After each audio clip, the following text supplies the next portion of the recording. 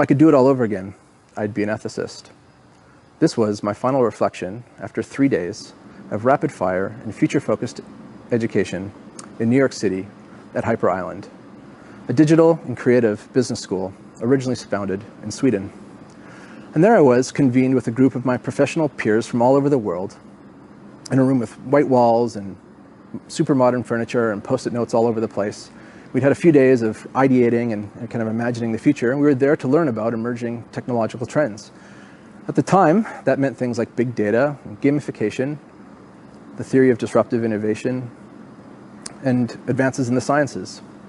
And it was there and then that it dawned on me, like it has many others, that we, as a technology industry, need a renewed commitment to ethics, to actionable principles, so that, for example, policymakers can make and enforce meaningful regulation, that technologists could design and build more helpful, more beneficial technologies, and that my fellow citizens of the world could become more discerning and considered users of these technologies.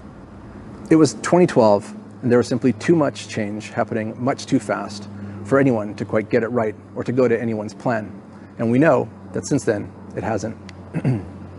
Now, at that moment, I experienced a visceral mix of exhilaration and optimism and also a little bit of doom and dread. And that sensation was called by futurists Alvin and Heidi Toffler in their 1970 book by the same name, Future Shock. Now, according to the Tofflers, future shock is a dizzying disorientation brought on by the premature arrival of the future. And indeed, it was a dizzying and disorienting experience.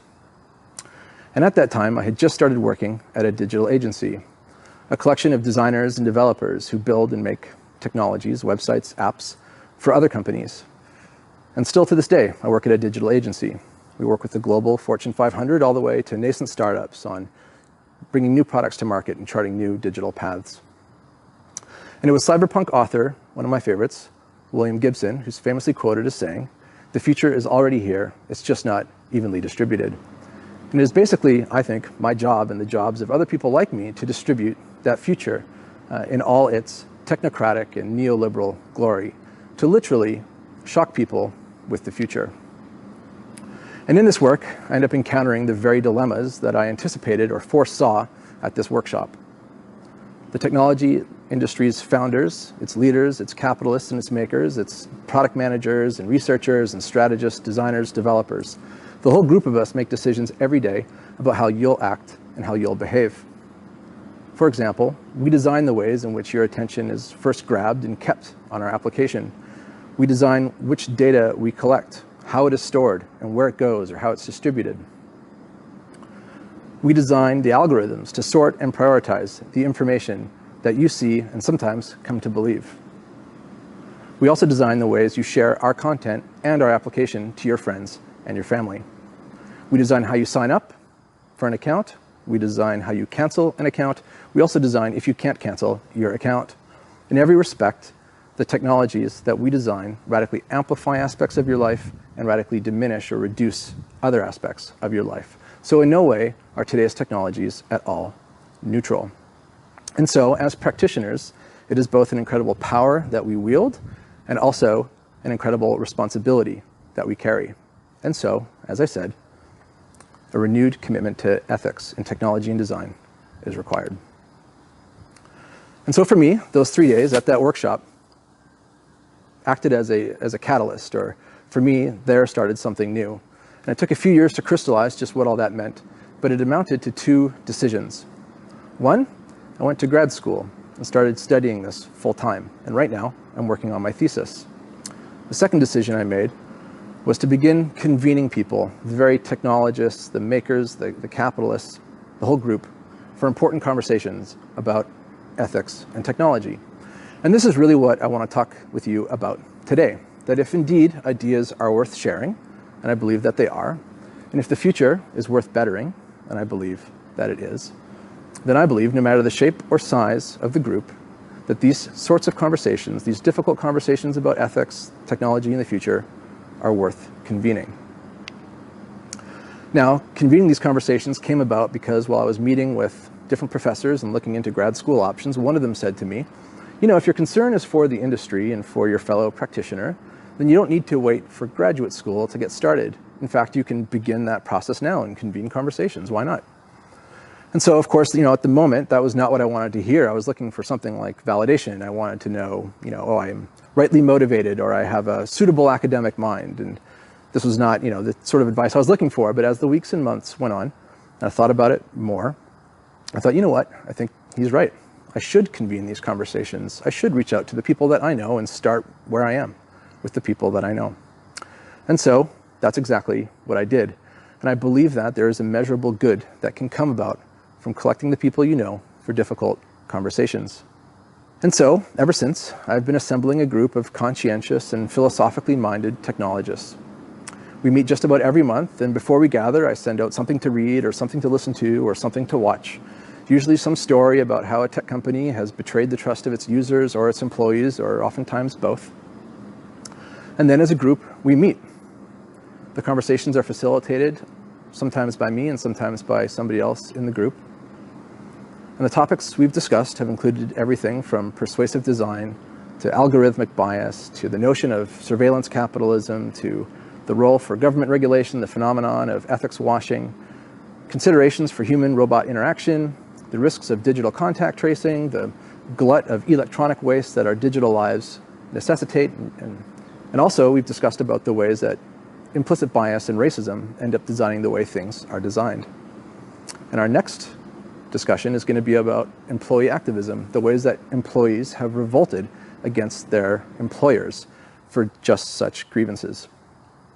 And when it comes to discussing the problems of the technology industry, truly there is an embarrassment of riches.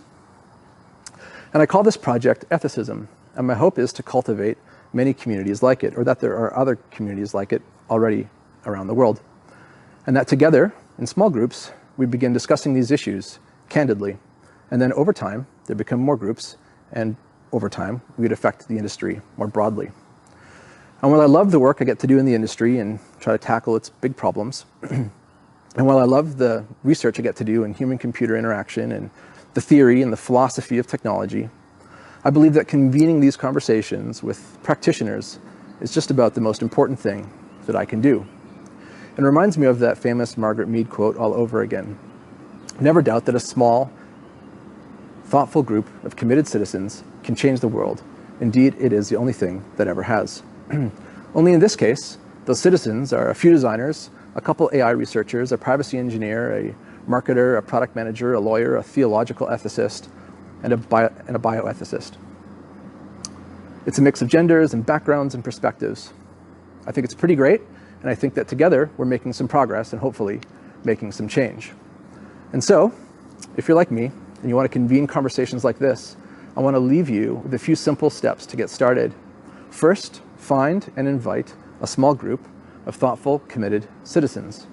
Number two, share a troubling real-world case study, and there are many to choose from. Number three, and then to apply the ethical lens and get into the discussion, ask the following questions. What's good in this example and what's bad? Who's directly impacted and who's indirectly impacted? What's the greatest good that can be done for the greatest number? How could the situation be improved to increase respect for the individuals? And what virtues, if applied to the individual actions, could have produced a better outcome for everyone? Then, after the discussion, ask participants to share how their perspectives have changed or maybe shifted throughout the conversation.